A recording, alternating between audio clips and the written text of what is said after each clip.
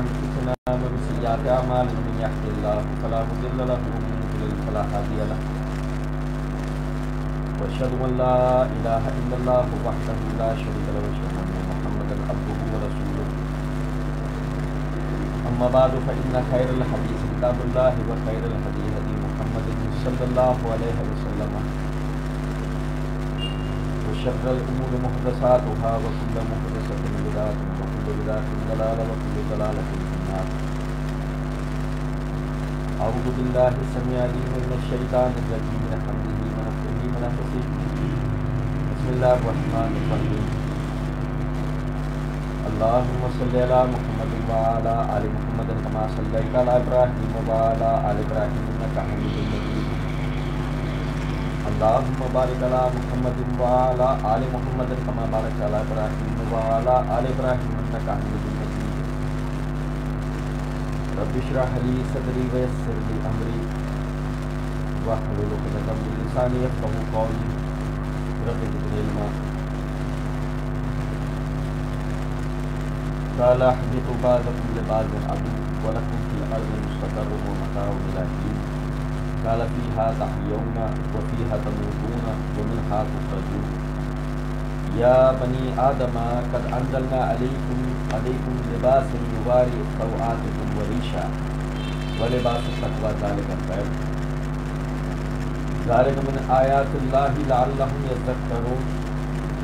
يا بني آدم لا يفتننكم الشيطان كما أخرج أبويكم من الجنة ينزع عنهما لباسهما ليريهما سوآتهما إنه يراكم هو وقبيله من حيث لا ترونه إنا جعلنا الشياطين أولياء للذين لا يؤمنون وإذا فعلوا فاحشة قالوا وجدنا عليها آباءنا والله أمرنا بها قل إن الله لا يأمر بالفحشاء أتقولون على الله ما لا تعلمون.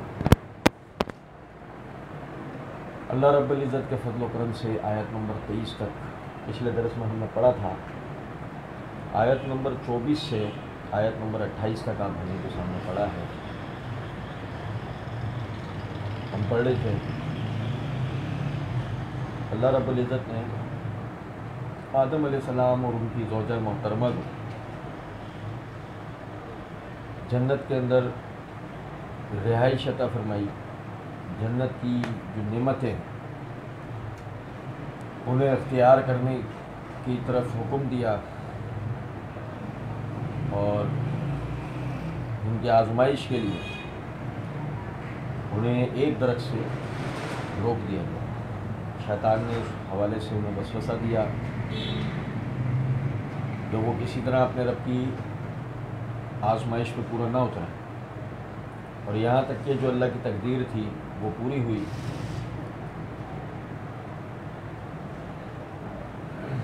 شیطان نے انہیں وسوسہ دینے میں وہ کامیاب ہو گیا اور ان سے وہ لغزش سرزد ہو گئی.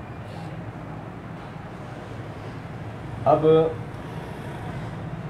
انہوں نے اللہ رب العزت سے مغفرت طلب کی. اللہ رب العزت نے انہیں معاف کر دیا اور فرمایا قال اهبطوا بعضكم لبعض عدو وَلَكُمْ فِي الْأَرْضِ مُسْتَقَرٌّ وَمَتَاعٌ إِلَىٰ حِينٍ. اب تم یہاں سے اترو. اہبطوا من الجبل یہ محاورہ استعمال کرتے ہیں عرب پہاڑ سے اترنے کے لیے. اور یہ دلیل ہے اس بات کی کہ اللہ رب العزت نے جنت کو دنیا میں نہیں رکھا ہے. ہمارے ہاں منکرین حدیث کے ملحدین کے بعض ٹولے وہ یہ کہہ رہے ہوتے ہیں کہ جنت اصل میں خوشحال زندگی کا نام ہے اور جہنم جو ہے وہ ایک بدحال زندگی کا نام ہے. ایسا نہیں ہے. تفصیل کا یہ موقع نہیں ہے, بس صرف ایک اشارہ ہے, تو وہ میں آپ بھائیوں کے سامنے ذکر کر رہا ہوں کہ جنت آسمانوں پر ایک ٹھکانہ ہے کہ جہاں سے اللہ رب العزت نے آدم علیہ السلام اور ان کی بیوی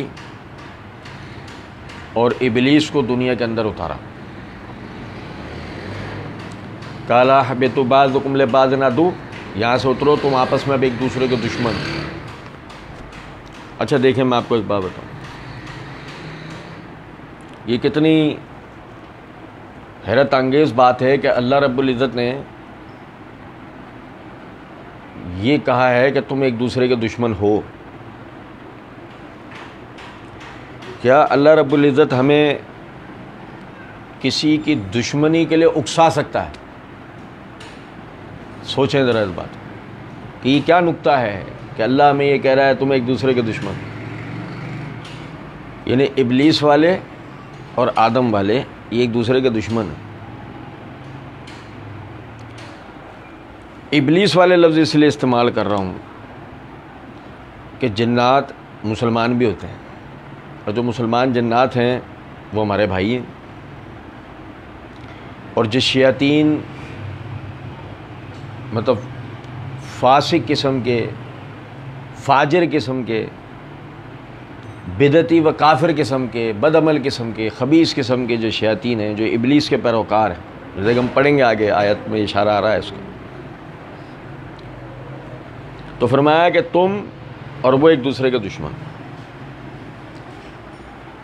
اب دیکھیں، غور طلب نکتہ ہے، یہ ایک شناخت تھی کہ جو اللہ رب العزت نے یعنی کہ دکھائی ہے، یہ ایک شناخت بتائی ہے یعنی کہ درمیان میں کہ یہ تم دونوں ایک دوسرے کے دشمن ہو. یہ ہے حقیقی دشمنی.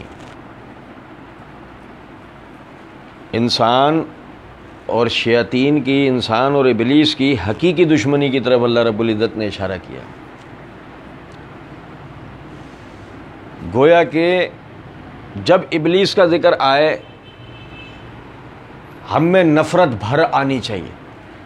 دیکھیں، آپ سمجھیں، آپ نے قوم پرستوں کو دیکھا ہوگا، آپ نے نسل پرستوں کو دیکھا ہوگا، آپ نے فرقہ پرستوں کو دیکھا ہوگا، آپ نے مذہب پرستوں کو دیکھا ہوگا.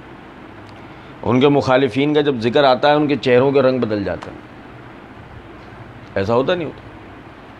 وہ اگر مسکرا رہے ہوں تو ان کی مسکراہٹیں ختم ہو جاتی ہیں، خوشگوار موڈ میں ہوں تو ناگواری چہرے پہ نظر آنا شروع ہو جاتی ہے، نرمی سے بات کر رہے ہوں تو تھوڑا کرخت لہجے میں بات کرنا شروع ہو جاتا ہے. یہ کیا ہے؟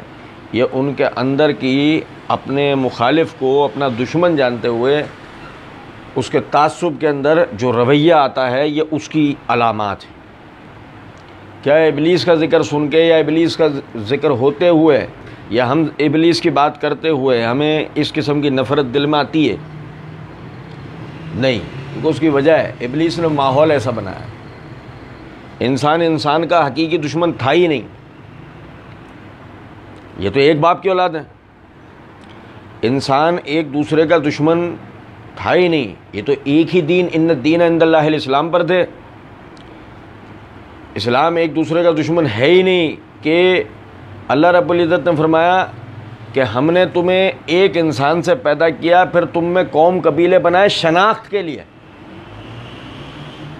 شناخت کے لیے اللہ نے رنگوں میں فرق کر دیا. مثال دیتا ہوں آپ کو، ایک چھوٹی سی مثال دیتا ہوں. مثال لے لیجئے کہ میرے جیسے چہرے کے فرض کریں کہ 10,000 افراد ہوتے ہیں جن کے یعنی کہ بال داڑھی کی رنگت بھی میرے بال داڑھی جیسی ہوتی، چہرے کی رنگت بھی میرے جیسی ہوتی، قد کاٹ بھی میرے جیسا ہوتا. تو آپ کیسے شناخت کرتے کہ وہ آدمی جو مرزا کی ٹانگ ہاتھ پیر توڑنے میں لگا رہتا وہ یہ ہے؟ یہ کیسے پہچان کرتے؟ کر سکتے تھے؟ نہیں. تو اللہ رب العزت نے شناخت کے لیے، پہچان کے لیے رنگوں کا فرق کیا تھا، ناک نقش کا فرق کیا تھا، قد کاٹ کا فرق کیا تھا. یہ رنگ و نسل یا فرقہ واریت قوم پرستی کے لیے نہیں کیا گیا تھا. لیکن ابلیس نے پہلے دن سے ماحول اس طرح بنایا کہ حقیقی دشمنی کو انسان فراموش کر جائے، بھول جائے، ابلیس کو اپنا دوست بنا لے، سمجھے کہ ابلیس اس کا دوست ہے. حالانکہ ابلیس اپنی دشمنی پوری نبھاتا ہے. دوست کا خیر خواہ ہوتا ہے نا، لیکن ابلیس کی خیر خواہی اصل میں انتہا درجے کا شر ہوتا ہے. انتہا درجے کا شر. دیکھو نا ہم نے پڑھا وقاسمہما انی لکما لمن الناصحین، پڑھا تھا نا ہم نے پچھلے درس میں تفصیل سے، قسم کھا گیا کہ میں تم دونوں کا خیر خواہ ہوں۔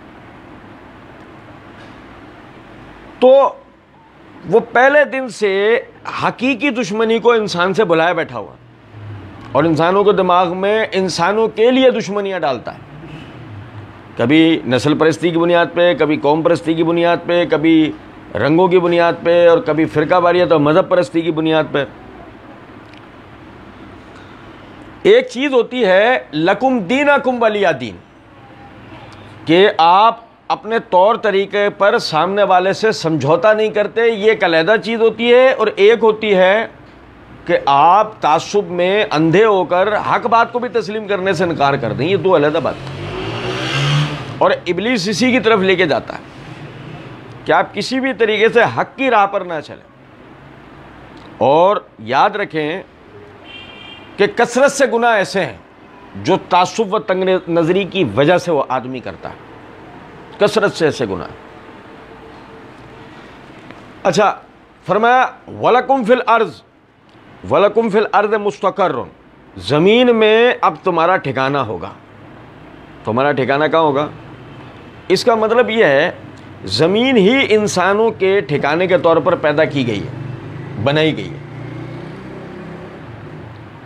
یہ ٹھیک ہے کہ اگر انسان کوشش کرے، محنت کرے اور کائنات میں غور و فکر کرے، سفر کرے، کائنات میں سفر کرے، ہو سکتا ہے وہ بہت ساری چیزیں پالے، لیکن فی الوقت جو قرآن نے ہمیں سمجھایا ہے وہ یہ کہ انسانوں کے لیے جو ٹھکانہ ہے نا، انسانوں کی بود و باش کے لیے، بہبود کے لیے، فلاح کے لیے اگر کوئی جگہ ہے تو وہ زمین ہے۔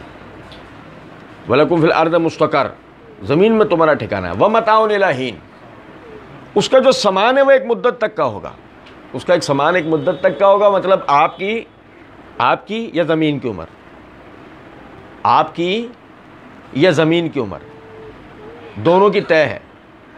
مثال ہے میں 60 سال جیا تو میں نے زمین کے اس سامان سے 60 سال فائدہ حاصل کر لیا، اور زمین 6 کروڑ سال تک زندہ رہی اور اس کے بعد زمین تباہ کر دی گئی، تو زمین کا معاملہ ایک مدت تک کا تھا، ختم ہو گیا۔ زمین پہ موجود ہر ذی روح جو ہے وہ ختم ہو جائے گی۔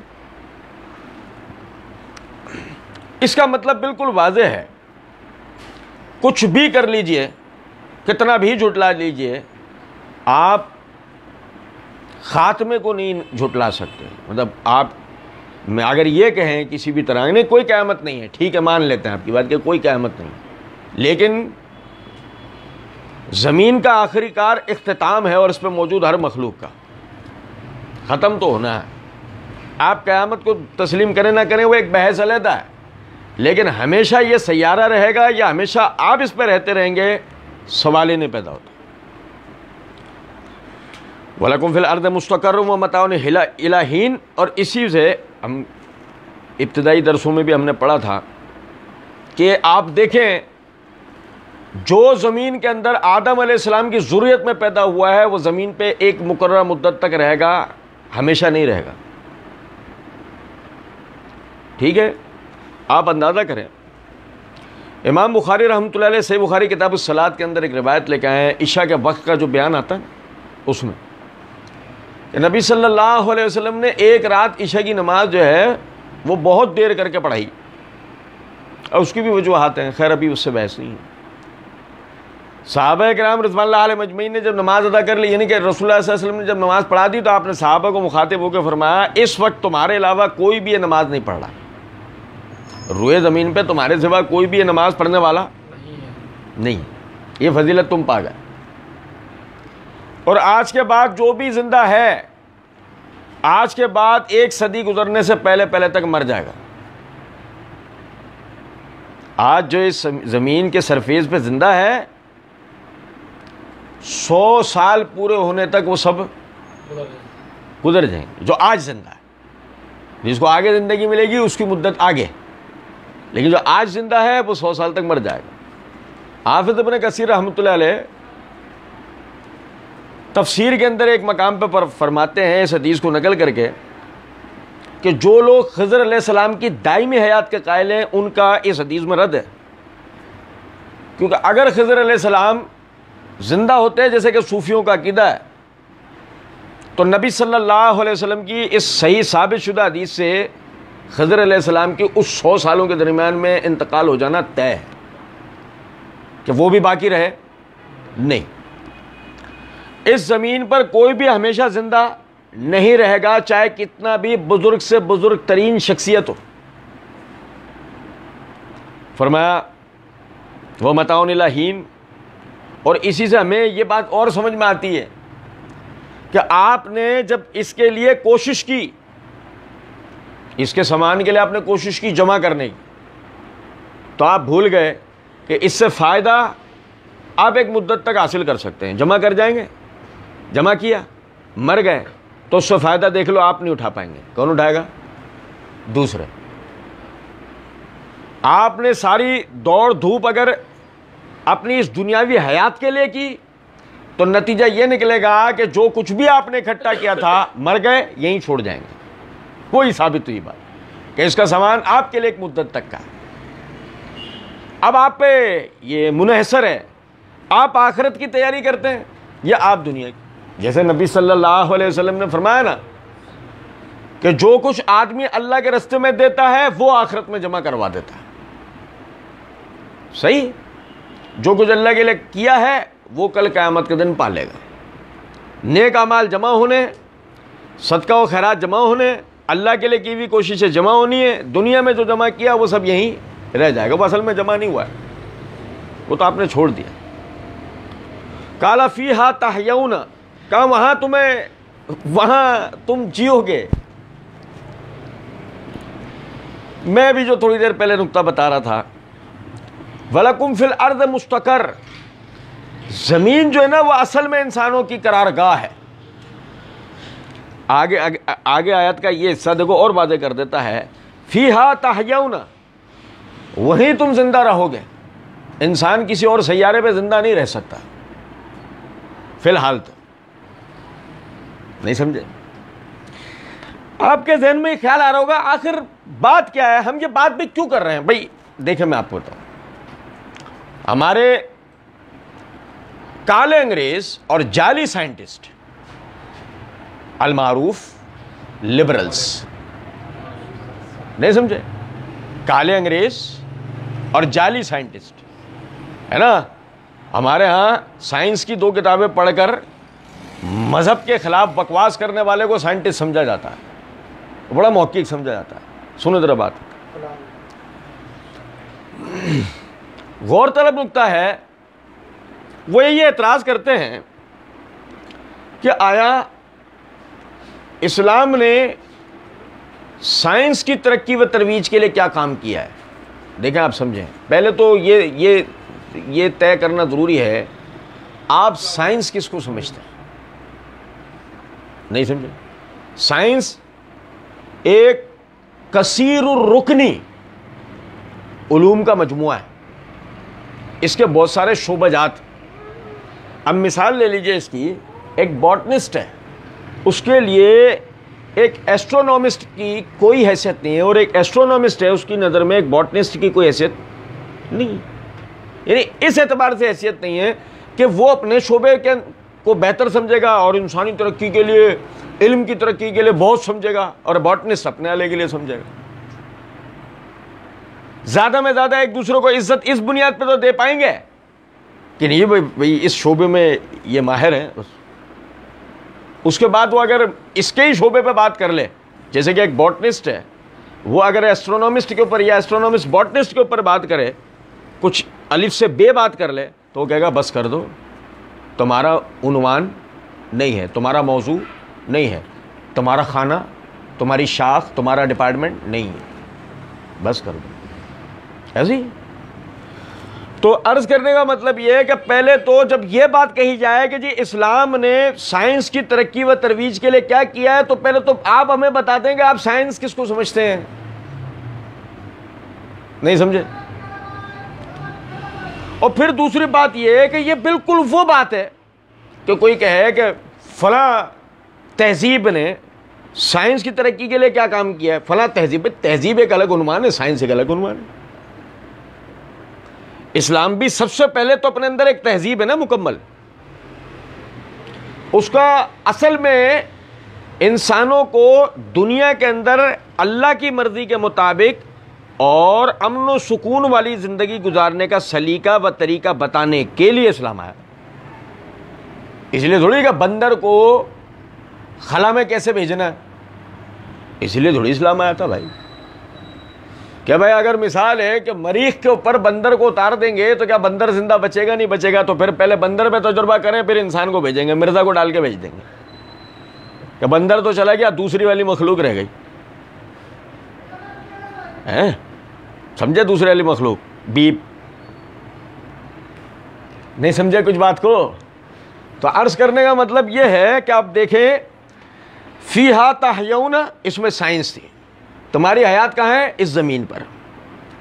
پانی اس زمین پر، ہوا اس زمین پر. یہ دو چیزیں زندگی کے بنیادی عناصر میں سے. اور سائنس میں سب سے پہلے زندگی پر بحث ہوتی ہے.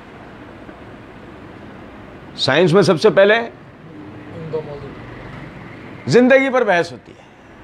اور سنیں، پانی صرف موجود نہیں ہے، پانی مفید موجود ہے.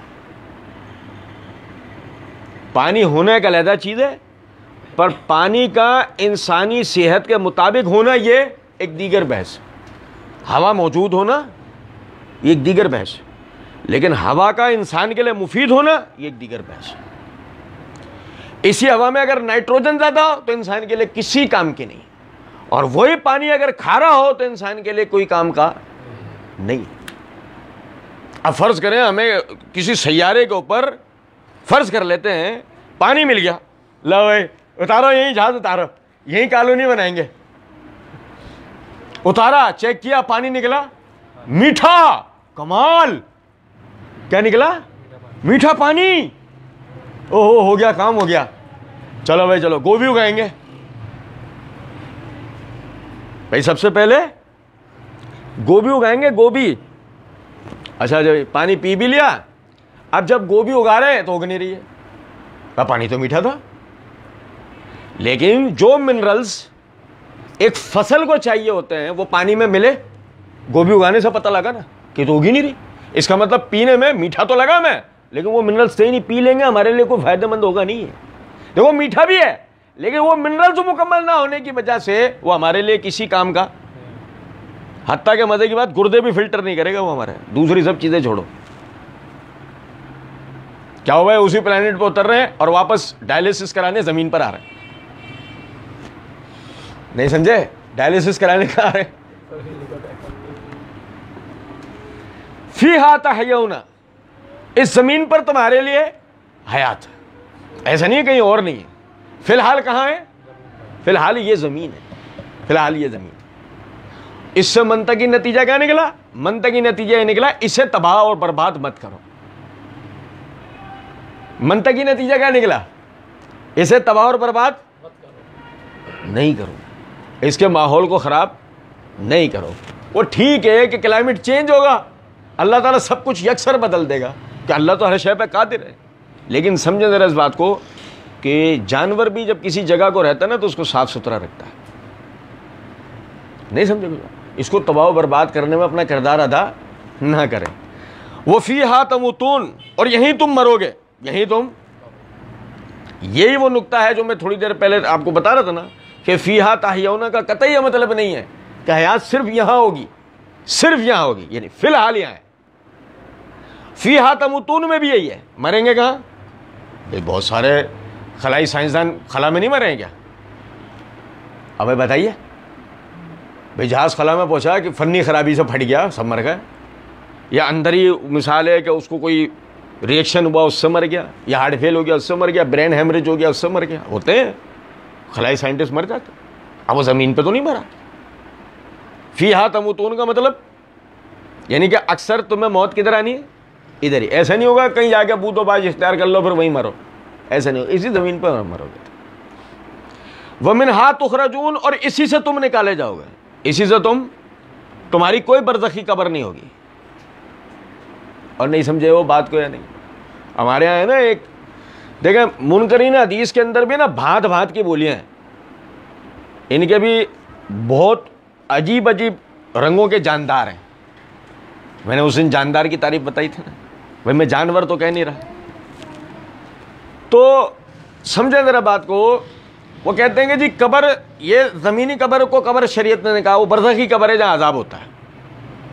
ہم ایک بات میں عموماً ایک بات کہا کرتا ہوں, دیکھیں عذاب قبر پر بحث کرنا بالکل بیکار ہے.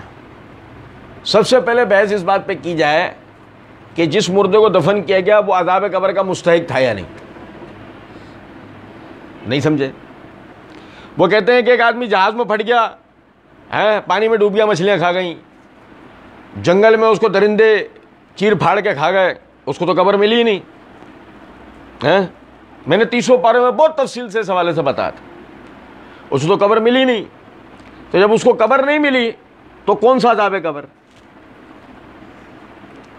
ہم یہ کہتے ہیں کہ دوسری تمام باتیں چھوڑ دو, پہلے یہ بتاؤ جس کو جانور نے چیر پھاڑ لیا, کہ جس کو مچھلیاں نکل گئیں, نہیں سمجھے کچھ بات, وہ عذاب قبر کا مستحق تھا. سب سے پہلے اس کی تو ہمیں دلیل پتہ لگے نا.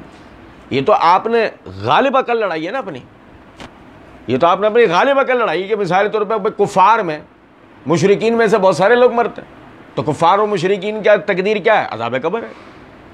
تو جب عذاب قبر ہے تو اس صورت کے اندر لازمی سی بات ہے کہ وہ اس کے تو مستحق ہوئے. تو جب قبر نہیں ملے گی تو عذاب کیسے ہوگا. یاد رکھیں اس بات کو. حیات ہے نا, میں نے بتایا تھا 30ویں پارے میں, حیات ما فوق العقل ہے. حیات ما فوق العقل ہے. میں نے اس کی سائنٹیفک مثالیں دی تھی. موت ما فوق العقل ہے, میں نے اس کی سائنٹیفک مثالیں دی تھی. قبر کا ملنا یہ بھی ما فوق العقل ہے. جس طرح حیات کو ہم بار بار دیکھتے رہتے ہیں نا تو عادی ہو گئے, اس کو تسلیم کر لیتے ہیں. موت کو بار بار دیکھ رہے ہیں, عادی ہو گئے, تسلیم کر رہے ہیں. مثال دیتا ہوں کہ اگر آج سے 6 صدیاں پہلے 7 صدیاں پہلے حرکت قلب بند ہو جانے سے بندے کی موت واقع ہو جاتی ہے, یہ دریافت نہیں ہوا تھا, تو ایک دم سے آدمی یوں ہو کے اور یوں گر کے اور مر گیا, تو لوگ شاید بدعقیدہ قسم کے یہ سمجھتے ہوں گے جنات نے گردن دبا دی. اور نہیں سمجھو کچھ بات کو. وجہ موت پتہ لگی, وجہ موت پتہ لگی نہیں پتہ لگی. امریکہ نے ویتنام کے اندر جب بہار کی کیفیت بن رہی تھی جن علاقوں میں, تو وہاں پر ایک جراثیمی ہتھیار استعمال کیا جس کو مستقبل میں ہم نے ڈینگی کہنا شروع کیا. اب جب ان لوگوں کو یہ بخار چڑھتا تھا, کیونکہ بخار تو انہوں نے دیکھ رکھا تھا, لیکن جب ان کو یہ بخار چڑھتا تھا اور بخار چڑھنے کے نتیجے میں جسم جو ٹوٹتا تھا, یہاں تک کہ جسم کا ایک ایک پور دکھ رہا ہے, پلکیں تک دکھ رہی ہیں, جل رہی ہیں, ایسا بخار انہوں نے پہلے کبھی نہیں دیکھا. اور 4 سے 5 دن میں بندے کا خون سوکھ گیا اور وہ مر گیا. تو انہوں نے اپنے بدعقیدگی کی وجہ سے جنگلات کے ان حصوں کے لیے کہنا شروع کر دیا کہ یہاں جنات بستے ہیں, اور یوں امریکی فوجوں کو ایک خلاصی مل گئی. سمجھے ذرا بات. جب تک ہمیں ڈینگی کے بارے میں نہیں پتہ لگا, ہم اس موت کو کیا سمجھ رہے تھے, ما فوق العقل. ایسے ہی ہے. حیات جو ہے وہ ما فوق العقل ہے. آپ دیکھیں, غور طلب نقطہ ہے, بارش میں نکلنے والے کیڑوں کو دیکھا ہے کبھی, بارش میں نکلنے والے کیڑوں کو دیکھا ہے کبھی, دیکھا نا, کہاں سے ہیں, کسی جنگل بیابان, کیونکہ ہمارے شہروں میں تو تھے نہیں نا, پہلے سے تھے نہیں تھے نا, پہلی یعنی ہم نے سال گزرنے کے بعد دیکھا نا, دیکھا. اچھا کہاں سے آئے, جنگلات سے. بارش شروع ہوتی, انتظار کر رہے تھے, بارش ہونا شروع, چلو شہر نہانے چلتے ہیں, ایسے نہیں. اس کا مطلب شہر میں پیدا ہوئے, ہاں اسی وقت میں کہ جب حبس ہوا اسی وقت, ہاں. تو اس کا مطلب ان کے کوئی ماں باپ پہلے ادھر ہوں گے, نہیں, یہ انڈے پہلے سے ادھر ہوں گے, ہاں ہو سکتا ہے. تو کہاں تھے, ابھی نکل گئے, فوراً ہی بڑے ہو گئے, ہاں کیسے. سمجھے بات کو یا نہیں, میں کیا بتانا چاہ رہا ہوں. حیات ما فوق العقل ہے, لیکن ہم چونکہ بار بار دیکھتے ہیں تو عادی ہو جاتے. بھائی ایک ماں جس کا اپنا قد 4 فٹ 3 انچ ہے, وہ 2.5 سے 3 پاؤنڈ 5 پاؤنڈ 6 پاؤنڈ کا بچہ کیسے پیدا کر رہی ہے. جسے اپنا 4.5 فٹ بدن ہے اور اس کا ویٹ حد مار کے کتنا ہوگا؟ حد مار کے اس کا ویٹ 46 کلو ہوگا، 50 کلو ہوگا۔ 50 کلو کی عورت 5 پاؤنڈ کا بچہ کیسے پیدا کر رہی ہے؟ عقل تسلیم نہیں کرتی اس بات کو، آپ سمجھیں۔ اگر آپ سائنس کے طالب علم ہوں گے آپ کا دماغ گھومے گا اس بات پہ یہ کیسے ہو رہا، لیکن چونکہ آپ اسے نیچر کہہ دیتے ہیں جان چھڑانے کے لیے، یہی وجہ آپ اسے تسلیم کر لیتے ہیں۔ حیات وہ عقل کے ماورا ہے، موت وہ عقل کے ماورا ہے، تو سوچیں کہ موت حیات عقل کے ماورا ہوگی، قبر وہ ایک دم کیسے عقل میں آ جائے گی؟ یہی وجہ ہے آپ دیکھیں خالد بن ولید رضی اللہ تعالیٰ عنہ تستر کی فتح یابی میں وہاں بڑے پیمانے پر جو ہے وہ یعنی کہ جنگ کے نتیجے میں تباہی ہوئی تھی، تو ایک جگہ پر انہیں قبر ملی، اس قبر میں یعنی کہ نچلا حصہ اس کا ضائع ہو گیا تھا قبر کا، تو اندر کا نظر آ رہا تھا، جب جھانک رہے تھے تو اندر جو ہے تر و تازہ پیر، بالکل تر و تازہ لاش، وہ حیران، جبکہ قبر کئی صدیاں پرانی تھی، کئی صدیاں۔ انہوں نے خط لکھا عمر رضی اللہ تعالیٰ عنہ کو، آپ اس وقت امیر المومنین تھے، خط لکھا کہ حضرت اس طرح کا وہ ہے کہ اب کیا کرنا ہے، یہ کیا مسئلہ ہے؟ تو عمر رضی اللہ تعالیٰ عنہ نے جو جوابی خط بھیجا اس کے اندر آپ نے کہا وہ اللہ کے نبیوں میں سے ایک نبی ہیں۔ اب سوچیں ذرا ایک منٹ کے لیے یہاں رک کر بات، حضرات صحابہ کرام کے جنہوں نے وہ لاش دیکھی 3 4 5 صدیاں پرانی قبر میں سے، بالکل ایسی لاش جو بالکل تر و تازہ ہے، دیکھی، عقل تسلیم کر رہی تھی؟ نہیں کر رہی تھی نا، تبھی تو خط لکھا نا انہوں نے۔ وہ کون ہیں جنہوں نے رسول اللہ صلی اللہ علیہ وسلم کا معجزات دیکھ رکھے ہیں، معراج کا واقعہ، قرآن کا نازل ہونا، چاند کے ٹکڑے ہونا، اور کتنے ہی معجزات آپ کے دیکھ رکھے ہیں، ان کو تو ان چیزوں کی عادت ہو جانی چاہیے تھی نا بظاہر، لیکن یہ بھی بات وہی ہے نا کہ ایسا کبھی نہیں دیکھا انہوں نے، کبھی عرب تاریخ میں کبھی ایسا واقعہ ہوا ہوتا پہلے تو وہ سمجھ جاتے ہیں اللہ کے نبیوں میں سے ایک نبی قبر ہو بند کر، پہلے کبھی دیکھا ہی نہیں۔ یہی وجہ ہے کہ عمر رضی اللہ تعالیٰ نے ان کو وضاحت کی کہ اللہ کے نبیوں میں سے وہ اللہ کے نبیوں میں سے کوئی نبی ہے، کیونکہ اللہ تعالیٰ نے زمین کے اوپر حرام کر دیا ہے کہ وہ انبیاء کے جسموں کو کھائے۔ یہ عقل میں آتی ہے بات، یہ عقل میں آتی ہے بات۔ بھئی آپ سمجھیں زمین کا اپنا ایک ذاتی ٹیمپریچر ہے جو جسم کو خراب کر دے گا۔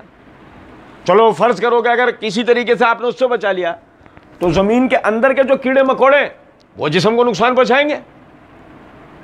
چلو اگر کسی طریقے سے ان سے بھی جسم بچ گیا تو اوپر سے جو دھوپ پڑتی ہے جو زمین کے درجہ حرارت کو بڑھاتی ہے وہ جسم کو نقصان پہنچائے گا۔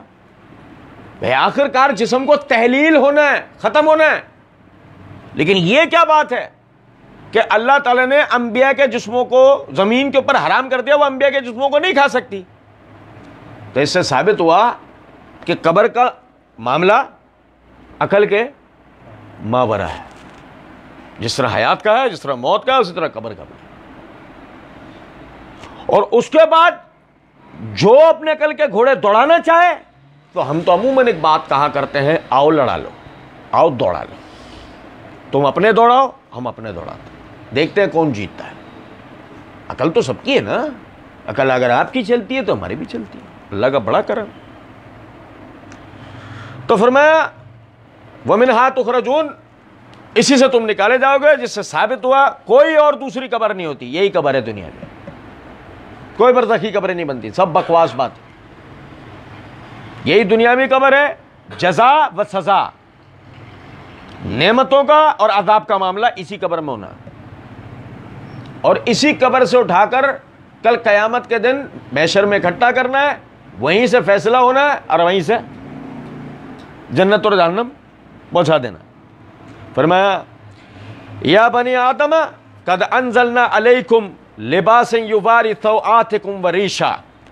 آدم علیہ السلام کا ذکر ہو گیا، اور سنو آدم علیہ السلام کا ذکر ہو گیا، بلکہ نہیں، دیکھیں اللہ تعالیٰ نے اہل حجاز کو مخاطب کیا تھا، ہم شروع سے پڑھتے آ رہے تھے، اللہ تعالیٰ نے اہل حجاز کو مخاطب کیا اور انہیں اب ایک ایک کر کے یاد دلانا شروع کرا، ایک ایک کر کے ان کے عقیدے نظریے کو یاد، بیسکس سے، بالکل بنیاد سے ان کو ایک ایک چیز یاد دلانا شروع کیا، ہم پڑھتے آ رہے ہیں۔ تو اللہ رب العزت یہاں یوں نہیں کہہ رہا یا ایھا الذین آمنوا، اللہ رب العزت یوں نہیں کہہ رہا یا ایھا الکافرون، ایھا المشرکون، ایھا المنافقون، ایھا الناس، نہیں، یا بنی آدم. بڑا نقطہ ہے اس بات کے اندر. اے آدم کے بیٹو، او بھائی، اے نہیں سمجھے ہو کچھ بات، نہیں سمجھے، میں بتاؤں. دیکھو پہلے تو تمہیں قرآن سے مثال دیتا ہوں. جب یسوع مسیح کی پیدائش ہوئی، مریم جس بات سے گھبرا رہی تھیں کہ لوگ کیا کہیں گے، بغیر باپ کے بچے کی پیدائش کیسے ہو سکتی ہے، نہیں سمجھے، وہی حیات والا معاملہ میں نے بتایا نا، حیاتی عقل کے خلاف. اب مریم علیہ السلام کو اللہ رب العزت نے یہ کہا کہ تو اپنی بستی والوں کی طرف جا، جب اس بچے کے حوالے سے کوئی سوال کرے تو تو نے کوئی جواب نہیں دینا ہے، تو نے بچے کی طرف اشارہ کرنا ہے. کس کی طرف اشارہ کرنا ہے؟ بچہ کون ہے؟ یسوع مسیح ہے. مریم علیہ السلام پہنچی، بچے کی طرف اشارہ، وہی انہوں نے بچہ دیکھا گود میں، یہ کیا ہے؟ وہاں انہوں نے ایک مخصوص جملہ بولا، میں نے بتایا تھا سورہ مریم میں، بڑی حیران کن بات ہے یہ. اے ہارون کی بہن، اے تیرا گھرانہ تو بڑا پاک باز ہے، تو یہ کہاں سے لے آئی؟ اور نہیں سمجھو بات کو. انسان کی پہچان اس کی آبا سے ہوتی ہے، انسان کی پہچان اس کے آبا سے ہوتی ہے. ہم صحابہ کرام رضوان اللہ علیہم اجمعین کا دفاع کرتے ہیں نا، اس میں ایک نقطہ ہے پوشیدہ ہے، جو بہت سارے نکات میں سے ایک نقطہ پوشیدہ ہے. بحیثیت مسلمان ہماری شناخت ہمارے بزرگوں سے ہوتی ہے نا، نہیں سمجھے. کل کو کوئی کھڑے ہو کے کہتے یہ تھے تمہارے بزرگ، تو تم کیا ہو گئے؟ تمہاری حیثیت اور حقیقت بچے گی کیا؟ اور نہیں سمجھے. اے ہارون کی بہن، پورے بنی اسرائیل میں سب سے زیادہ مقدس گھرانہ کس کا؟ زکریا علیہ السلام کے والد ہارون کا. یہ ہارون موسیٰ کے بھائی نہیں ہے، یہ زکریا علیہ السلام کے والد. اس زمانے میں سب سے مقدس گھرانہ کس کا؟ زکریا علیہ السلام کے والد کا گھرانہ. ایک ایک بچہ بوڑھا اس اہل بیت کا تقدس کا پہاڑ ہے، اپنے اندر ذاتی شناخت ہے. اے ہارون کی بہن، ہارون گویا اس دور کے زین العابدین، نہیں سمجھ. اے ہارون کی بہن، تیرا گھرانہ تو بڑا پاک باز تھا، تو یہ کہاں سے لے آئی؟ سمجھ میں آ رہی کچھ بات؟ یہ ہے نقطہ. ابھی سننا ذرا بات کو. مثال کے طور پر ایک آدمی، وہ جو اللہ نے فرمایا بعضکم لبعض عدو، تم ایک دوسرے کے دشمن ہو. سنیں ذرا بات کو. میں کہوں اگر آپ سے کہ فلاں آدمی نے آپ کے باپ کو بے عزت کرنے کی کوشش کی تھی، آپ انتہائی شریف ہو، انتہائی شریف، بے غیرت تو نہیں ہو. انتہائی شریف ہونا ایک علیحدہ بحث ہوتی ہے، بے غیرت ہونا.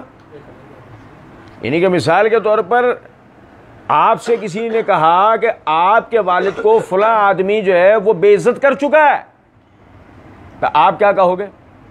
انا للہ و انا الیہ راجعون. صحیح. اس کے بعد کہو گے کیا کر سکتے ہیں، میں نے اللہ کے لیے اس کو معاف کیا. یہ آپ کا انتہائی شرافت تھی، میں نے اللہ کے لیے اس کو معاف کر دیا. ایسی. اور اگر ایسا نہیں ہوا تو آپ کے ذہن میں ہوگا نا اس نے میرے والد کو بے عزت کیا، اب آپ اسے عزت دو گے، اس کے ہاں ملاؤ گے. اچھا چھوڑو. جن لوگوں نے ہجرت کی ہندوستان سے پاکستان آئے اور رستے میں ہندوؤں کے مظالم برداشت کرتے ہوئے آئے، بہنوں کی عزتیں لٹوا لی، بوڑھے والدین کے کو ذبح ہوتے دیکھا، معصوم بچوں کو ذبح ہوتے دیکھا، انہی کو اگر کہا جاتا اگر کہ ان بھارتی ہندوؤں سے ہاتھ ملا لو، گلے مل لو، یہ ملتے ہیں نہیں. یہ تمہاری خیر خواہی چاہتے ہیں، یہ مانتے ہیں نہیں چلو وہ پہلے جو ہو گیا معاف کر دو، اب تمہاری خیر خواہی چاہتے ہیں، یہ یقین کرتا ہے نہیں. اب وہ تمہارے لیے ایک دیکھیں نا پلان لائے، وہ ایک بجٹ پیش کر رہے ہیں تمہارے لیے کہ پاکستان کے جو مظلوم مسلمان ہیں، پاکستان نیا نیا بنا ہے، ابھی انفراسٹرکچر کا معاملہ ہوگا، ابھی دیگر تمام چیزیں ہوں گی، ٹھیک ہے نا، ان کے پاس پیسے ہی نہیں ہیں، چلو ہم دے رہے ہیں، لیں گے. آپ کہیں گے تم نے ہمیں بے عزت و ذلیل کر کے ظلم کر کے نکالا ہے، بے عزت کر کے ذلیل کر کے ظلم کر کے ہمیں نکالا ہے، ایسے ہی. اچھا اگر میں آپ سے یہ کہوں کہ آپ کا فلاں عمل آپ کو جنت سے نکلوا سکتا ہے کہ آپ جنت میں پہنچ گئے، فلاں عمل کریں گے آپ جنت سے نکل جائیں گے، جنت سے بھی نکال دیے جائیں گے، آپ وہ عمل کریں گے. دو ہی صورتوں میں کر سکتے ہیں، یا تو آپ پرلے درجے کے ڈھیٹ ہیں، آپ اپنے کفر میں، آپ اپنے اندر کی نفاق میں، آپ اپنی بے عملی میں انتہا درجے کے ڈھیٹ ہیں، تو پھر تو آپ کر لیں گے. لیکن اگر آپ ایسے نہیں ہیں، آپ ایک غیرت مند آدمی ہیں، حیا رکھنے والے آدمی ہیں، آپ کے حیا اور غیرت امٹ آئے گی اور آپ نہیں بھائی نہیں ایسی. اللہ تعالیٰ نے کہا یا بنی آدم، اے آدم کے بیٹو، کیا یاد دلایا کس کے بیٹے ہو تم عبد الطاغوت نہیں ہو، عبد الشیطان، تم شیطان کے غلام نہیں ہو، تم شیطان کے بندے نہیں ہو، تم آدم کے بیٹے ہو، یاد دلایا. اور آگے تو مزید اللہ رب العزت نے یاد دلایا، موقع ملا پڑھیں گے، نہیں موقع ملا اگلے درس میں پڑھیں گے انشاءاللہ، وہ اس سے بھی زیادہ گہری بات.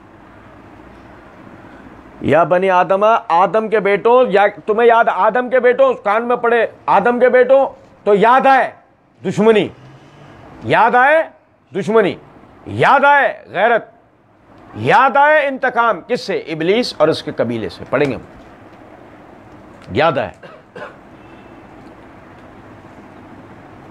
کیا ہوا بھائی؟ آج بھی آپ دیکھیں غداروں کی، غدار وطنوں کی پہچان و شناخت ہوتی ہے، ناموں میں نام آتے ہیں، تو ایک چیز ان میں کامن ہوتی ہے، وہ یہ کہ اس نے اپنی قوم کے خلاف اپنے دشمن سے ساز باز کیا اور اسے اپنی قوم پہ چڑھا لایا.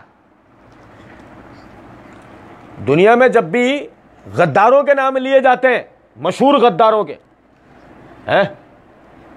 مشہور ضمیر فروشوں کے، تو جو نام آتے ہیں ان میں عام بات، کامن بات یہ ہوتی ہے کہ انہوں نے اپنی قوم کے خلاف اپنے ہی دشمن کو اپنی قوم پہ چڑھوانے کے لیے سہولت کاری کی ہوتی ہے، کسی بھی قسم کی.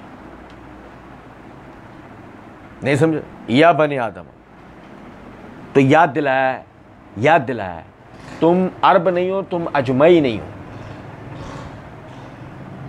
کہ تم بھول جاؤ اور شیطان کو چڑھا لاؤ کسی کے اجمعی ہونے پہ یا کسی کے عربی ہونے پہ. تم کالے نہیں ہو، گورے نہیں ہو، کہ تم کالے ہونے کی بنیاد پہ گوروں پہ ہے تو گورا ہے، کالوں کے اوپر ابلیس اور اس کی ذریت کو چڑھا لائے. تم اصلاً یہودی نہیں ہو، عیسائی نہیں ہو. تم یہودی یا عیسائی، کہ کسی کو عیسائی ہونے یا ہندو ہونے کے، یہودی ہونے کے نام پر تم اس پر ابلیس کو چڑھا لاؤ. اور تمہاری سنی شیعہ کی بحث نہیں ہے کہ تم اس نام پہ شیطان کو ان پر چڑھا لاؤ. فرمایا یا بنی آدم، اے آدم کے بیٹوں، یاد آئے تمہیں کہ تم کون ہو؟ تم وہ ہو کہ جس کے والد کے پردہ بدن کو اتروایا تھا. اتنی بھی غیرت ہوگی نا آدمی کے دل میں، کانپ جائے گا. یہ اتنا عظیم جملہ ہے، یا بنی آدم، آدم کے بیٹوں، اے آدم کے بیٹوں. ہمارے ماں باپ کے کپڑے اتروا لیے تھے اس نے. کس نے؟ ابلیس. کسی بھی طرح ہمارا خیر خواہی تو ایک طرف گو خیر خواہ ہو جاتا ہمارا، ہم کبھی تسلیم کرتے ہیں؟ ہم مانتے ہیں؟ ہم اپنی دشمنی کی انتہا پہ جاتے ہیں کہ اس آدمی نے ہمارے ماں باپ کو ذلیل کروانے کی نعوذ باللہ من ذالک کوشش کی تھی. اللہ ہمیں معاف کر.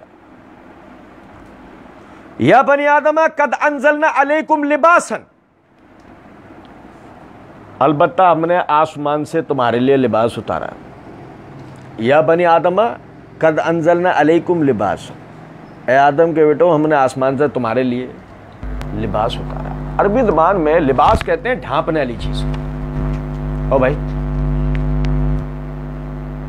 عربی زبان میں لباس ہے نا, لباس عربی زبان میں کہتے ہیں ڈھانپنے والی چیز. جو چیز ڈھانپے وہ لباس ہوتی ہے. آپ دیکھیں کہ اردو ادب کے اندر لفظ کپڑے نہیں ملے گا آپ کو, کپڑے نہیں ملے گا, ملبوسات ملے گا یا لباس ملے گا. کیا ملے گا؟ لباس یا ملبوسات. آج بھی آپ دیکھیں کہ اگر کوئی برانڈ, جو کپڑوں کا برانڈ ہے, اردو میں کچھ لکھتا ہے نا, کپڑے نہیں لکھتا, کیا لکھتا ہے؟ ملبوسات, لباس. عربی زبان میں لباس کہتے ہیں ڈھانپنے والی چیز کو. اور یہ جو ہم نے کپڑا پہنا ہوا ہے اسے لباس اس لیے کہا جاتا ہے کہ یہ سطر انسانی کو مکمل طور پر ڈھانپنے کے لائق ہے. تو یہ کہلاتا ہے لغت کے بھی اعتبار سے, ادب کے بھی اعتبار سے یہ کہلاتا ہے لباس. جو کہیں سے سطر نمایاں ہو جائے تو جو تم نے پہنا ہوا ہے وہ لباس نہیں کہلایا جا سکتا. کپڑے تو کہہ لو مگر اسے لباس کہا جا سکتا, لباس نہیں کہا جا سکتا. اور اللہ رب العزت نے ہمیں لباس پہننے کے لیے کہا ہے, کپڑے نہیں. اللہ نے ہمیں کیا پہننے کے لیے کہا ہے؟ کیا پہننے کے لیے اتارا ہے ہمارے لیے؟ قد انزلنا علیکم لباسا, ہم نے تمہارے لیے کیا اتارا؟ اور مزید آیت کا اگلا حصہ اور واضح کر دیتا ہے, یواری سوآتکم, تمہارے پردے کی چیزوں کو ڈھانپے. تمہارے پردے کی چیزوں کو ڈھانپے. سنیں پردے کی چیزیں کیا ہیں؟ ایک آسان سی مثال دیتا ہوں. نبی صلی اللہ علیہ وسلم نے فرمایا تم میں سے کوئی شخص بھی ایک کپڑے میں نماز اس طرح نہ پڑھے کہ اس کے کندھے پہ کپڑا نہ ہو.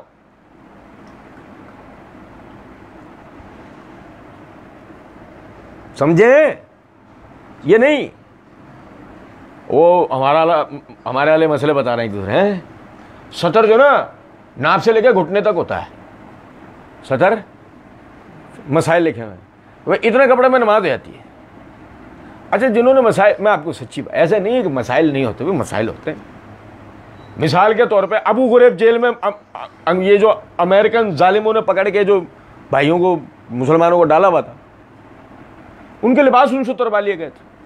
ان کو قرآن نہیں پڑھنے دیتے, انہیں نماز نہیں پڑھنے دیتے, انہیں وضو نہیں کرنے دیتے, کھانا پی, آپ سمجھے نا, یعنی ان کو وہ باقاعدہ دینی ٹارچر دیتے تھے. بھوکا پیاس, انہیں پتا بھوک پیاس انہیں برداشت, مار پیٹ انہیں برداشت, مذہبی ٹارچر, دینی ٹارچر دیتے تھے.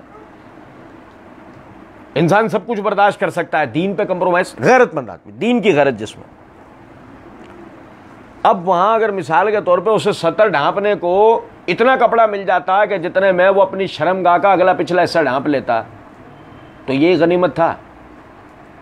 اور نہیں سمجھے؟ اپنی پچھلی شرمگاہ اگلی شرمگاہ ڈھانپ لے, یہی اس کے لیے غنیمت ہوگا نا. اب آپ اس سے سطر کی بحث کرو گے, اس سے سطر کی بحث نہیں ہوگی نا. تو مسائل آ جاتے ہیں, ایسا نہیں ہے مسائل نہیں ہے, آ جاتے. لیکن جب ہم مسائل کو پڑھ رہے ہوتے ہیں تو اس وقت یہ کیوں نہیں سوچتے کہ خذوا زینتکم عند کل مسجد ہمیں کہا گیا ہے اور یہ اسے کہا گیا. ہم تھوڑی پڑے ہیں کسی جیل میں, ہم تھوڑی پھنس گئے کسی سرنگ میں, ہم کسی جو پہاڑ سے اترتے ہوئے گر گئے اور درخت پہ لٹک گئے. کوئی ہمارا کوئی اس طرح کا مسئلہ تھوڑی ہے. ہم اپنے گھر بھی جا سکتے ہیں, لباس بھی پہن سکتے ہیں, مسجد میں اپنے لیے ستھرا لباس, پاکیزہ لباس رکھ سکتے ہیں. چوچو ٹی شرٹ میں نماز پڑھنے جا رہا ہے, چوچو بنیان میں نماز پڑھنے جا رہا ہے, چوچو شارٹ میں نماز پڑھنے جا رہا ہے. چوچو کے باپ کا دین ہے, جیسے چاہے کر رہا ہے. وہ چھوٹی شرٹ میں چوچو نماز پڑھ رہا ہے, پیچھے جب رکوع سجدہ کر رہا ہے کولے نظر آ رہے ہیں. بے غیرت کو حیا نہیں ہے. اور سمجھو ذرا بات, یہ مسئلہ یہ نہیں ہے تو پوری چڈی اتار کے آ جا. یہ مسئلہ یہ تو اتنا چست کپڑا پہنے کہ تیرے سطر نمایاں ہو جائے. تو بحث تو سطر دکھنے کی ہے نا. بحث کیا ہے کہ سطر کو ڈھانپنا ہے, سطر نہیں نظر آنا چاہیے. کیا روایت ہے صحیح بخاری کتاب الصلاۃ کے اندر, غالباً عائشہ صدیقہ رضی اللہ تعالیٰ عنہ فرماتی ہے کہ نبی صلی اللہ علیہ وسلم عورتوں کی صفوں کو حکم دیا کرتے تھے کہ سجدے میں سے سر اس وقت تک نہ اٹھائیں جب تک مرد سر نہ اٹھا لیں. بھائی عورتوں کی صف بالکل پیچھے لگتی تھی نا مسجد میں, علیحدہ سے عورتوں کے لیے, چھوٹی سی مسجد تھی نا مسجد نبوی ابتدا میں, عورتوں کے لیے علیحدہ یعنی نماز کی جگہ بنانے کے لیے جگہ ہی نہیں تھی, تو عورتوں کی صف پیچھے لگتی تھی. اب جب عورتوں کی صف پیچھے لگتی تھی, ایک بیچارے صحابہ اتنی غربت کی زندگی بسر کیے ہوئے, ایک کپڑے میں نماز پڑھتے تھے. ہم نے معرفت الصحابہ و اہل بیت سیریز کے اندر بڑا تفصیل سے پڑھا تھا صحابہ کی دین میں اہمیت و ضرورت کے عنوان کے تحت. وہ ایک کپڑے میں وہ نماز پڑھتے تھے. اب جب ایک کپڑے میں نماز پڑھتے تھے تو اتنا کہ وہ بس ایک کپڑے کو جسم پہ لپیٹ سکتے تھے, وہ اتنا کپڑا تھا. تو ایسے میں سطر دکھنے کا ڈر ہوتا ہے نا, اور خاص طور پہ جب سجدے رکوع جیسی حالت ہو. تو نبی صلی اللہ علیہ وسلم نے باقاعدہ حکم دے رکھا تھا خواتین کو کہ جب تک مرد سجدوں سے نہ اٹھ جائیں, کوئی بھی عورت اپنا سر سجدے سے, کیا پتہ لگا, کسی بھی طرح شرمگاہ ظاہر نہیں ہونی چاہیے. اور آپ کے ذہن میں خیال آ رہا ہوگا میں نے نماز ہی پہ زور کیوں دیا؟ میں نے نماز پر اس لیے میرے بھائیوں زور دیا ہے کہ لباس کی سب سے پہلے جو بحث ہے وہ نماز کے لیے ہے. پھر دیگر تو وہ ہم پڑھ رہے ہیں نا آگے کا حصہ آیت کا, لباس کی اصل بحث نماز کے لیے. اس لیے 5 ٹائم نماز پڑھنے والے آدمی کو تو خاص طور پر اس چیز کی طرف توجہ کرنی چاہیے, بغیر دامن والی کوئی لباس نہیں پہنے. بھائی مثال ہے, آپ کو بہت پینٹ شرٹ پہننے کا شوق ہے نا, تو شرٹ ایسی پہنو کہ جو آپ کے رانوں گھٹنوں تک آتی ہو اور آپ اسے اندر نہیں کریں پینٹ کے, تاکہ آگے پیچھے سے آپ کا سطر رکوع اور سجدے میں ڈھانپا رہے, کھلے نہیں. سمجھ رہے ہیں کچھ بات کو یا نہیں؟ کہ اگر آپ کو پینٹ شرٹ پہننے کا اتنا ہی شوق ہے, ورنہ تو بہتر, سب سے بہتر لباس شلوار قمیض.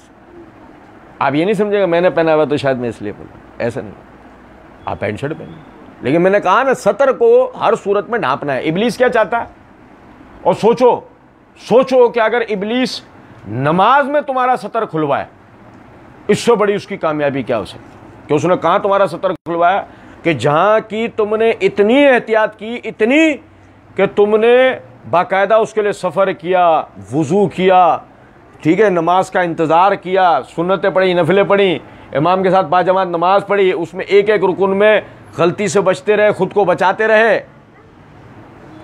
وضو ٹوٹنے نہیں دیا, نماز اپنی مکمل کی. اور کہاں جا کے شیطان نے تمہیں پھسلوا دیا؟ جو پہلی شرط تھی سطر, وہاں پھسلوا دیا تو. اور اسی طرح روٹین لائف کے اندر بھی آپ سمجھیں, ابلیس جو ہے, ابلیس پہلا کام آدم علیہ السلام کے ساتھ لباس والا کیا نا, تو اب بھی آپ میرے ساتھ بھی پہلا کام کیا چاہتا ہو؟ لباس والا. جتنا بھی ہم خود کو اپنے غیر کے آگے ننگا کر سکتے ہوں گے, جتنا بھی بحیثیت مرد, ابھی تو میں نے خاتون عورتوں کی تو بات ہی نہیں کی, بحیثیت مرد ہم اپنے آپ کو جتنا دوسروں کے آگے ننگا کرتا جائیں گے اتنا شیطان کامیاب ہوتا جائے گا. ازار ٹخنوں سے اوپر رکھنا چیپ لگتا ہے, چیپ لگتا ہے, جیسے کہ تو لگتا ہے, پورا وجود تیرا چیپ لگتا ہے, چیپ لگتا ہے. لوگ کیا کہتے, عجیب سے نہیں, عجیب فیلنگز نہیں. بولے چپوڑے, بات یہ ہے کہ جب تو یہ پورے گھٹنوں تک ننگا ہو جاتا ہے شارٹ پہن کے, جب تجھے چیپ نہیں لگتا. نبی صلی اللہ علیہ وسلم کی سنت پہ عمل کرتے ہوئے ذات ٹخنوں سے اوپر رکھنا. دیکھو اللہ تعالیٰ بھی کیسی منوسیت طاری کرتا ہے, آپ اندازہ کریں. جب آدمی سنت کو جان بوجھ کر تحقیر کرتے ہوئے چھوڑتا ہے, اللہ اس پہ دیکھو کیسی منوسیت طاری کرتا ہے کہ وہ جب تم نبی کی سنت پہ عمل کرتے ہوئے ٹخنا ننگا نہیں کر سکتے تھے, اللہ نے تمہاری کولوں کی لکیری دکھوا دی. پینٹ چو ہمارا بلگر کالا انگریز آدھے کولوں پہ پینٹ ڈال کے گھوم رہا ہے, پیچھے سے لکیر نظر آ رہی ہے, اور اس پہ بڑا فخر محسوس کر رہا ہے. چوچو یہ نہیں دیکھ رہا کہ ابے تجھے ابلیس نے ہمارے آگے ننگا کروا دیا, بے شرم. شارٹ پہن رہا ہے وہ گھٹنوں تک, ہاں فیشن ہے, فیشن ہے. ابے تو نے بچپن میں کبھی چڈی پہنی تھی؟ یہی نا کہ لوگ میرا مذاق اڑائیں گے, آج تو بڑے اطمینان سے چڈی پہنے پھر رہا ہے. مسئلہ یہ نا کہ وہی میں نے عرض کیا, بات ساری یہ ہے ہم سمجھیں ابلیس سے یارانہ ہے اور نبی اکرم صلی اللہ علیہ وسلم سے بے وفائی. ہونا یہ چاہیے تھا. ہم یہ دیکھتے ہیں یار یہ کیا ہے, میں کیوں آخر مجھے بے چینی ہو رہی ہے, سنت پہ عمل کرنے مجھے بے چینی ہو رہی ہے, اس پہ عمل کرنے سمجھ جاؤ یہ ابلیس ہے. وہ سنت کو تمہاری نظروں میں حقیر کر رہا ہے اور اس کو تمہاری نظروں میں مزین کر کے دکھا رہا. بڑا اچھا لگوں گا میں, کولے دکھا کے بڑا اچھا لگوں گا میں. سمجھے ذرا بات. اور فرمایا اللہ رب العزت نے کہ قد انزلنا علیکم لباسا یواری سوآتکم, اللہ نے تمہارے لیے لباس نازل کیا تاکہ تم اپنے پردے کی چیزوں کو تم چھپاؤ. اب دیکھیں خاتون, عورت, اب اگر خدا نہ خواستہ عورتیں مجھے سن رہی ہوں گی نا تو یقین کریں ابھی سے جو نا دامن اٹھا لیا ہوگا بعض نے, تو کرے کوئی ہمارے خلاف ابھی بد دعا دیویں گی. سنو ذرا بات. نبی صلی اللہ علیہ وسلم نے فرمایا المرأۃ عورۃ, عورت پوری پردہ ہے. عورت پوری کی پوری نہیں سمجھے. عورت کے بال پردہ ہیں, عورت کے ناخن پردہ ہے, عورت کی آواز پردہ ہے. سمجھ میں آئی میں کون سی عورتوں کا بات کر رہا تھا میں؟ وہ جو ناٹ خوانیوں میں پیسے بٹور رہی ہیں, فلانی باجی صاحبہ.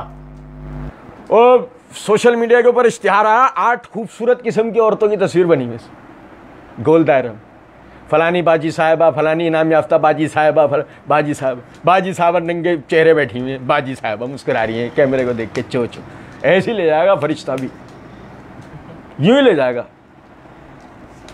سنو ذرا بات.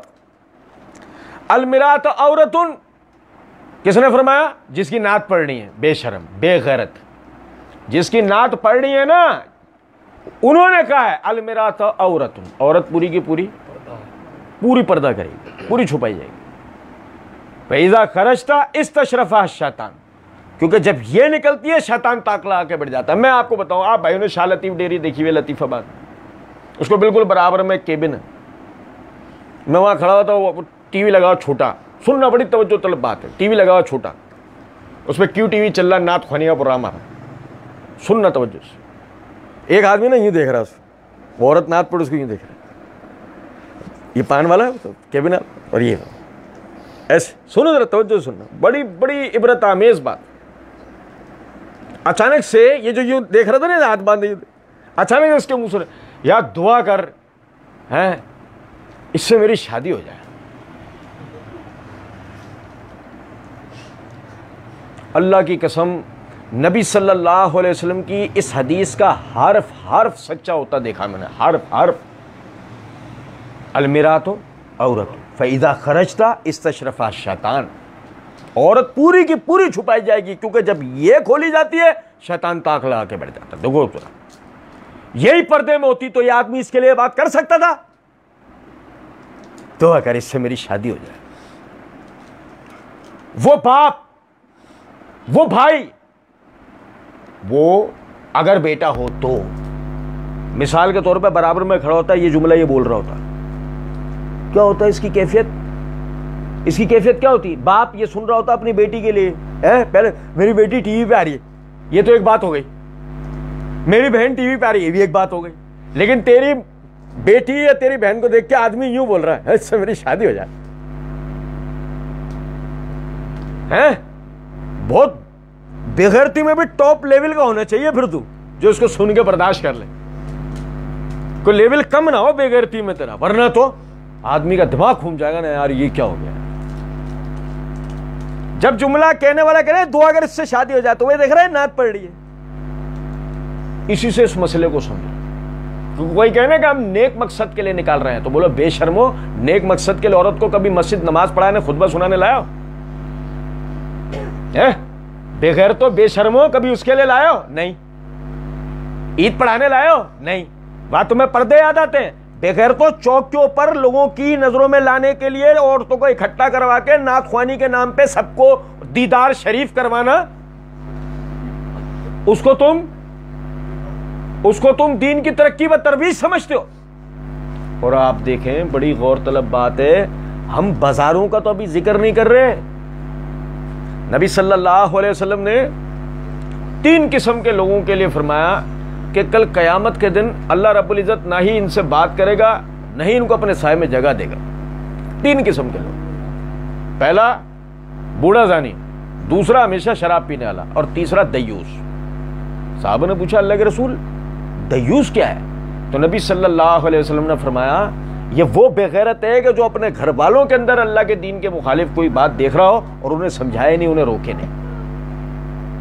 بے پردہ عورتیں گھر کی نہیں سمجھا رہا، بے غیرت بنا پھر رہا ہے۔ ارے بھائی تجھے مارنے پیٹنے کے لیے کون بول رہا ہے، یا تجھے ڈانٹنے دھمکانے کے لیے کوئی کہہ رہا ہے؟ کون کہہ رہا ہے؟ مگر جس طرح تو دیگر باتوں کے لیے تربیت کر سکتا ہے اپنی ماں بہن بیٹیوں کی، اس کی تو اس کے لیے نہیں کر سکتا، پردے کے لیے نہیں کر سکتا۔ تو عورت کا چہرہ پردہ ہے، ہاتھ پردہ ہے، پیر پردہ ہے، اس کی آواز پردہ ہے، یہ سمجھیں آپ بات۔ سورہ احزاب کے اندر ہم نے پڑھا تھا اللہ تعالیٰ نے نبی اکرم صلی اللہ علیہ وسلم کی ازواج کے لیے آیت اتاری ہے کہ تم پردے کے پیچھے سے بھی کسی سے اس طرح بات نہ کرنا، مرض دل رکھنے والوں کے مرض بڑھ جائیں۔ اور بھائی میرے، اور نہیں سمجھے کچھ بات، یعنی اس کا مطلب عورت کی آواز بھی سطر ہے۔ اب آپ اس کو کسی بھی نام پر، نعت خوانی کے نام پہ، فلانے کے نام پہ، اس کے نام پہ لاؤڈ لگا اور بٹھا دو، بڑا دین کا کام ہو رہا ہے بھائی، بڑی سرکار کی تعریف ہو رہی ہے۔ یہ تعریف ہو رہی ہے، بےغیرتی یہی ہے، یہ بے شرمی یہی ہے۔ اور سمجھیں نبی اکرم صلی اللہ علیہ وسلم نے فرمایا المرات عورتن، سب سے پہلے آپ کی بیٹی کا کردار دیکھ لو، چھوڑ دو سب کو، چھوڑ دو۔ یہ جنہوں نے یہ بات فرمائی ہے نا، کوئی کہے نہیں آپ اس حدیث کا مطلب غلط لے رہے، ٹھیک ہے، ابے تو بھائی نبی کے گھرانے والوں نے جو اس کا مطلب لیا وہ دیکھ لیتے ہیں، صحیح۔ فاطمہ رضی اللہ تعالی عنہا آخری ایام کی وصیتیں کر رہی ہیں، تو ان میں ایک وصیت کیا کی اپنے شوہر کو، اپنے شوہر کو ایک وصیت کیا کی، میرا جنازہ رات میں لے کے جائیے گا، میرا جنازہ رات میں لے کے جائیے گا، میں نہیں چاہتی کہ میرے جنازے پر بھی کسی غیر محرم کی نظر پڑے۔ لے لو اس حدیث کا مطلب، لے لو نبی کے گھرانے سے لو سب سے پہلے۔ 11 ازواج میں سے 3 پہلے تو مسلمان نہیں تھی نا،